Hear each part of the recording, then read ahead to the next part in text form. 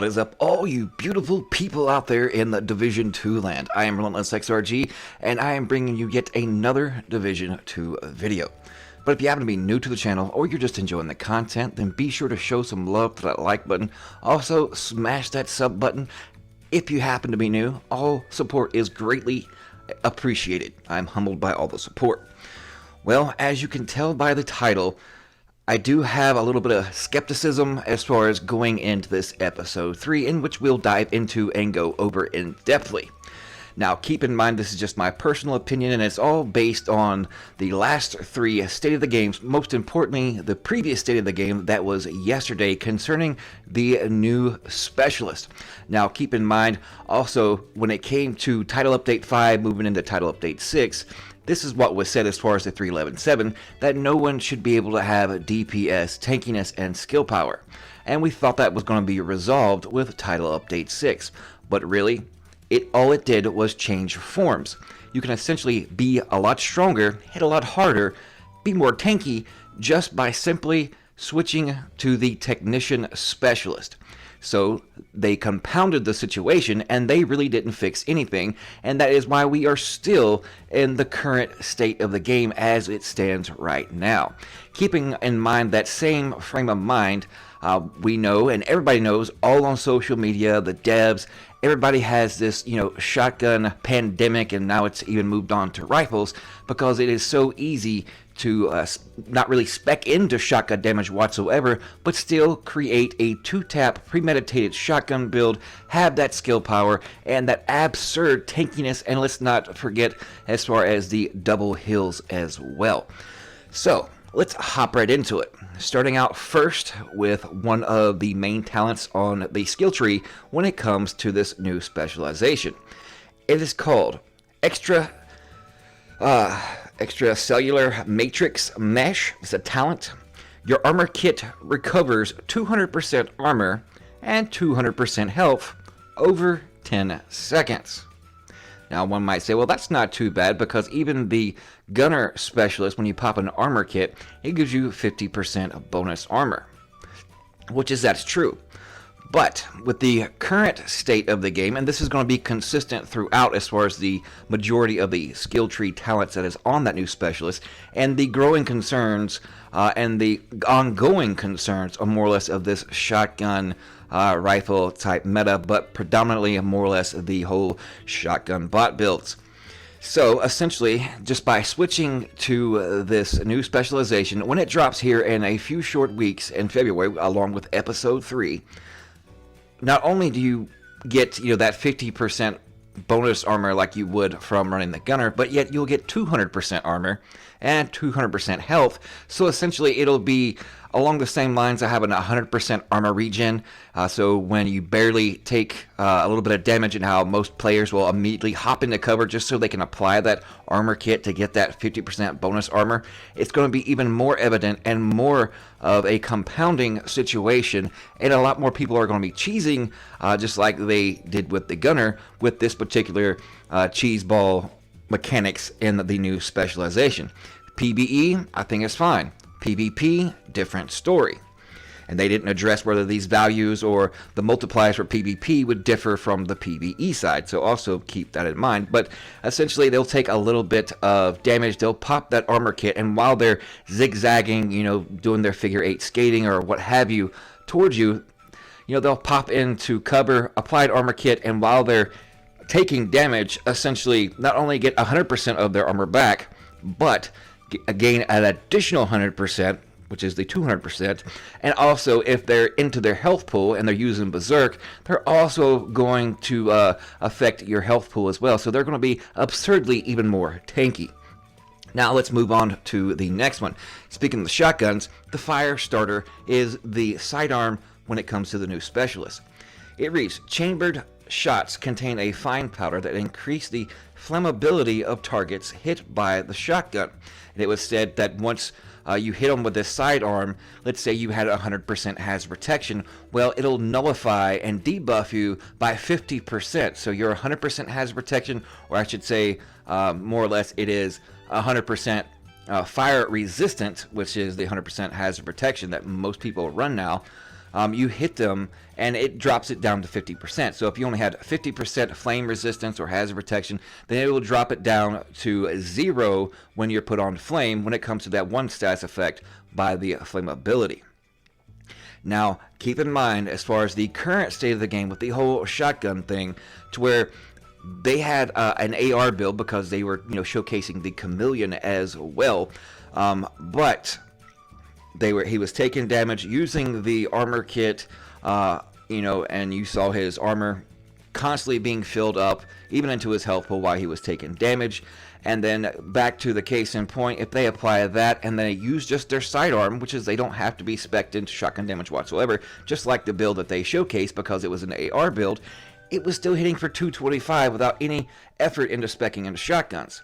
So once again, we're more or less compounding the situation, making it even more cheesy and just unbearable before Title Update 7 or Gear 2.0 that will come several months after we get this episode 3. They haven't really declared or set a date. They just said sometime after episode 3, and you best believe they're going to be a PTS, and then they'll probably tweak it here and there as the PTS progresses, so that'll at least take a month. So generally we're looking at end of March, April type scenario, and for as my guesstimation.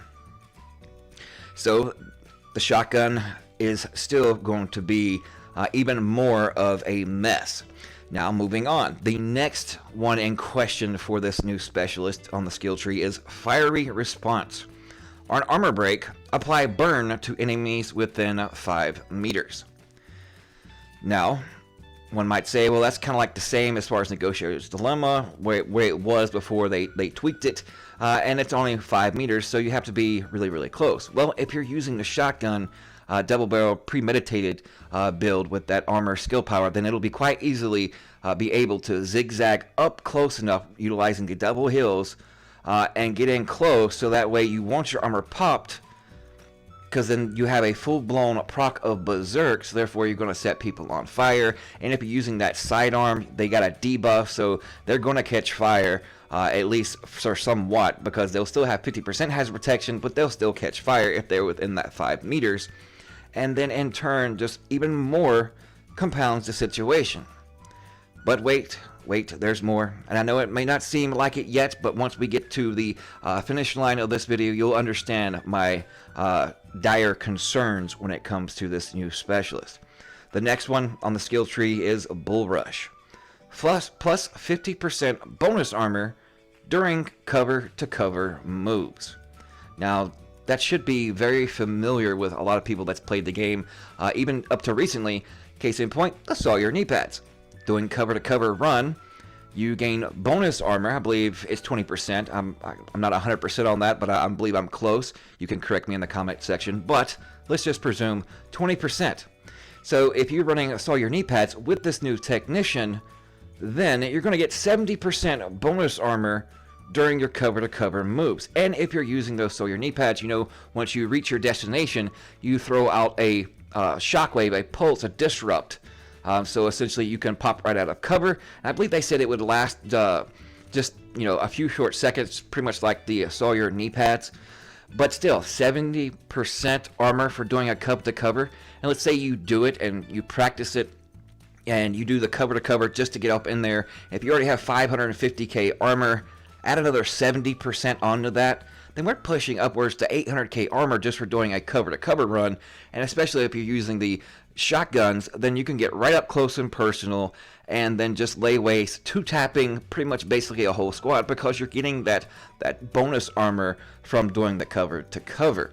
And with that bonus armor, and if you're running Berserk, let's say they focus you, in which you can handle it, and then while they're reloading, you just presume and continue on just to two-tap while everyone's reloading. And if they happen to manage to crack your armor, then if they're within that 5 meters, then also you catch them on fire.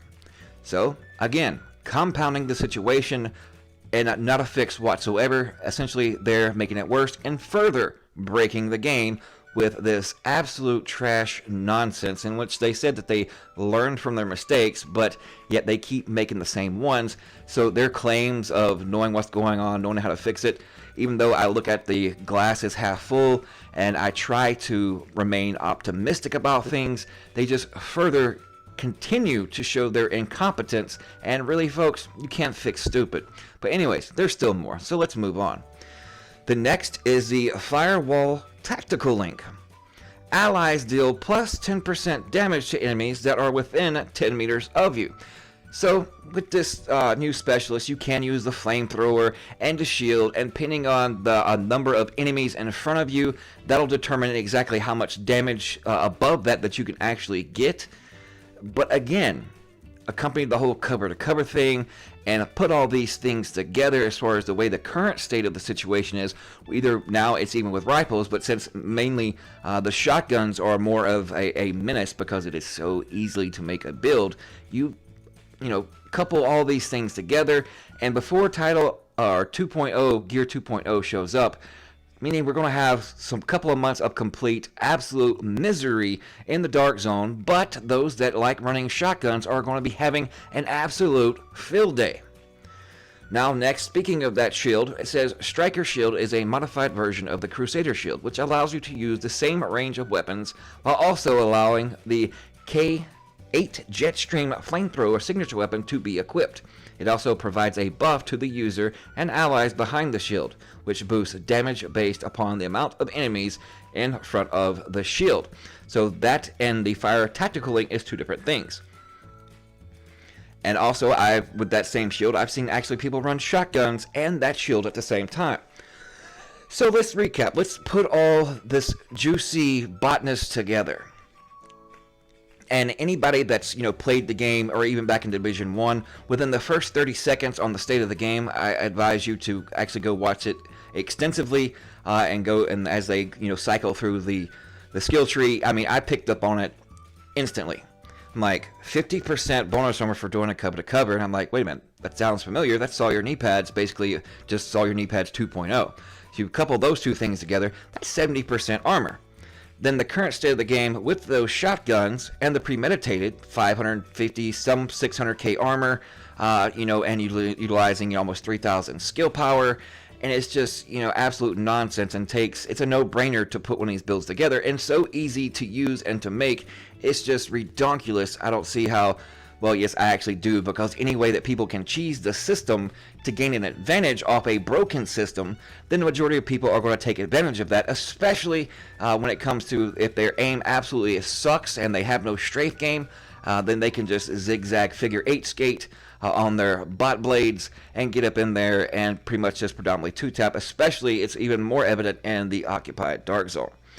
But when you accompany that, and let's say you don't even do the cover to cover, but you know, why not use it? So you do that and get up close enough to where you can use a little bit of that, all that bonus armor, so that way you can lay down some shots, and then it's so easy, you know, as you're tanking this, you're able to immediately pop into cover and apply this armor kit, and you're getting that 200% armor and 200% health that is consistently and constantly distributed to you for 10 seconds.